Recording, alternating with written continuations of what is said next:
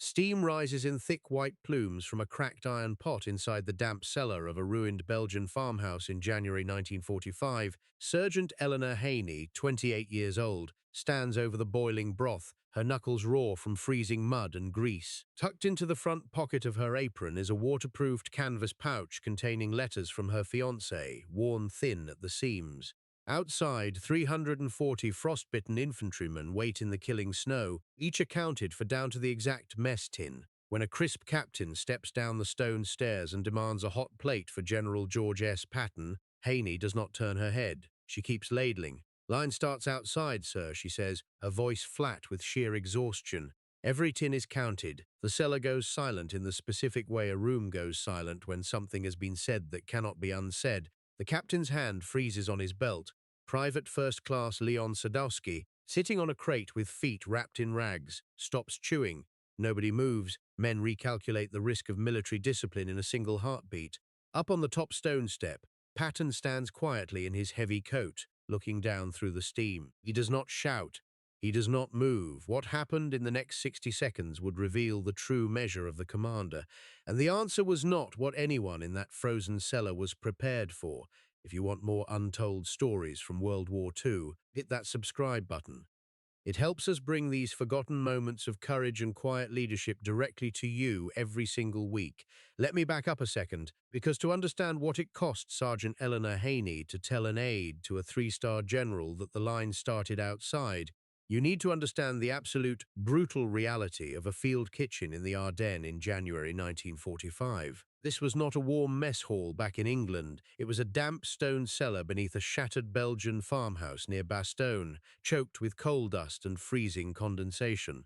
Outside, the temperature plummeted well below zero every night, turning leather infantry boots into solid blocks of ice. Inside, steam from 250-gallon cauldrons stuck to the cracked masonry, dripping back down as slush. The air smelled of wet wool, diesel fumes, wood smoke, and sheer exhaustion. A frontline kitchen during the Battle of the Bulge was an emergency resuscitation station for human body heat.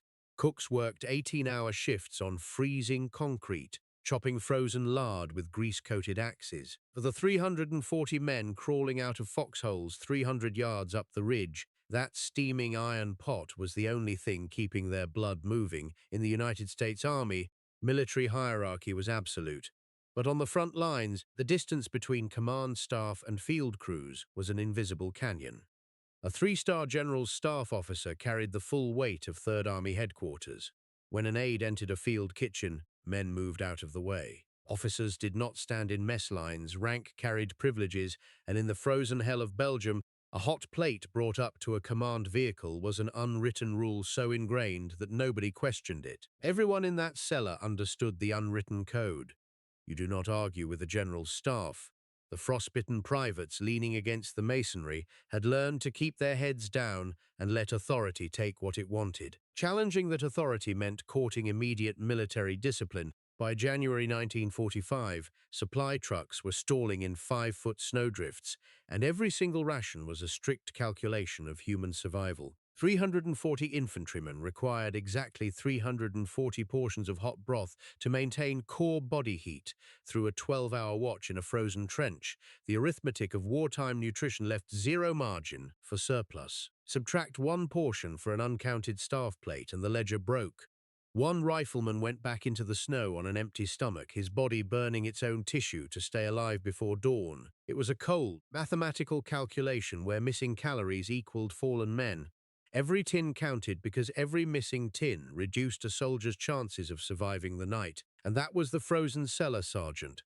Eleanor Haney stood her ground in. Picture the scene. It is 1900 hours inside that broken Belgian cellar. Shadows dance wildly across the damp limestone walls as flickering oil lamps fight against the creeping dark. Outside, 340 infantrymen stand frozen in the snow-choked doorway, their breath rising like silver clouds in the bitter winter air. Inside, the only sounds are the steady bubbling of 250-gallon cauldrons and the rhythmic, metallic scrape of Eleanor Haney's ladle against the iron pot. The air smells thick with grease, damp wool, and wood smoke. Standing at the top of the stone steps is General George S. Patton, flanked by his crisp, red-faced staff officer. the general's polished brass catching the dim cellar light. Every soldier in that room was performing the exact same calculation. Private First Class Leon Sadowski, watching from a wooden crate with his frostbitten feet wrapped in rags, stopped chewing entirely. The staff captain stood frozen on the step, waiting for the fury of Third Army headquarters to descend upon a 28-year-old cook. Everyone present knew Patton's fierce reputation for explosive discipline. They had heard the stories of his uncompromising temper when military standards were tested. The officers in the shadow of the doorway weighed whether to intervene, while the enlisted men braced themselves for an immediate explosion of authority. Stay with me, because what happened next in that room is the part nobody was expecting. The accounts that survive from that Belgian cellar near Bastogne are remarkably consistent in shape. They come from the cooks and wounded infantrymen sitting on the ammunition crates along the wall. They all remembered the exact weight of the silence before anyone moved. General Patton did not roar. Not the way a commanding officer reacts when a staff order is rejected, not the way a general looks at an enlisted sergeant refusing to serve his command. He looked at Eleanor Haney's red, grease-stained hands and the steaming iron cauldrons the way he looked at an indispensable supply depot. Without saying a single word, Patton placed a gloved hand on his staff captain's shoulder, pulling him back 2 steps up the stone stairs. He turned, walked out of the cellar entryway, and trudged through 300 yards of deep snow back to his command jeep. He reached into his vehicle glove box, pulled out a cold cardboard K-ration box, sat down on the open jeep seat in the falling snow, and ate his cold crackers and cheese alone. He left every single drop of hot broth in the cellar for the 340 riflemen waiting in line. Inside the cellar, the sudden quiet of the doorway left the staff captain red-faced and speechless.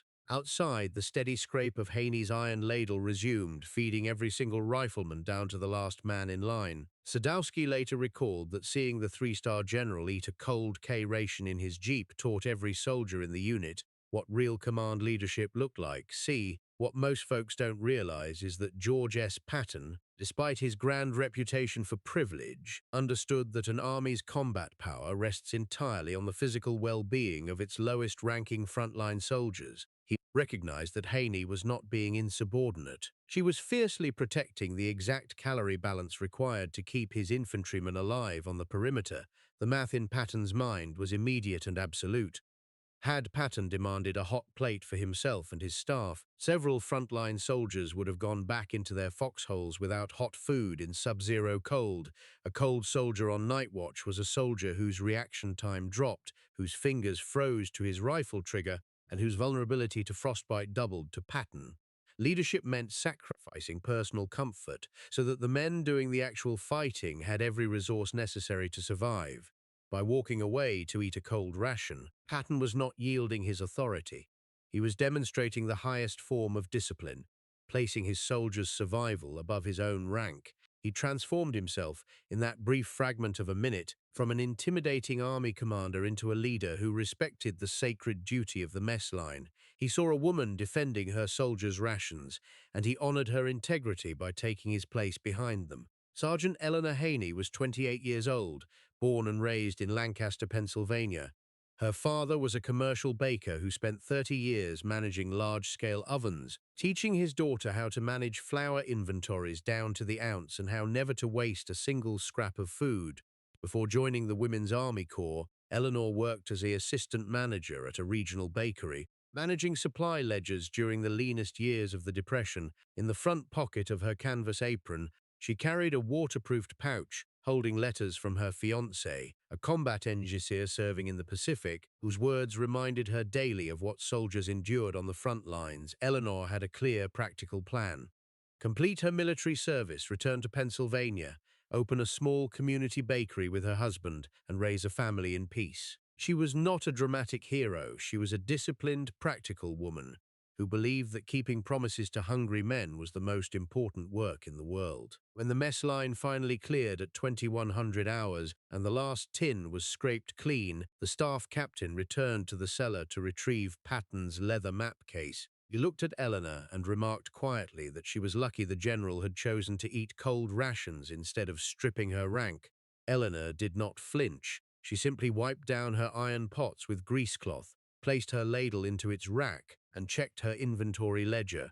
She looked the captain in the eye and said that as long as she ran the kitchen, every rifleman on the line would get his share before anyone in brass touched a spoon. Sergeant Eleanor Haney survived the Ardennes winter and served through the final victory in Europe. She returned to Lancaster in 1946, married her fiancé, and ran a beloved family bakery for over 30 years. Framed above her kitchen counter at home was her original WWII mess apron, a humble relic of the frozen night she stood her ground to feed 340 soldiers. Looking back at that icy Belgian cellar in January 1945, a timeless question of leadership emerges for us today. Was General Patton right to accept a mess cook's refusal to serve his staff, or should rank privileges be respected during military operations to maintain command distinction? One perspective holds that maintaining officer privileges is necessary to preserve the visible authority required to command vast armies. The other perspective holds that true leadership requires placing the welfare of frontline subordinates above all personal rank and privilege. What do you think? Was Patton's choice an example of profound leadership humility or an unnecessary concession? Share your thoughts in the comments below. And don't forget to hit that subscribe button to join us for more untold stories of World War II every week.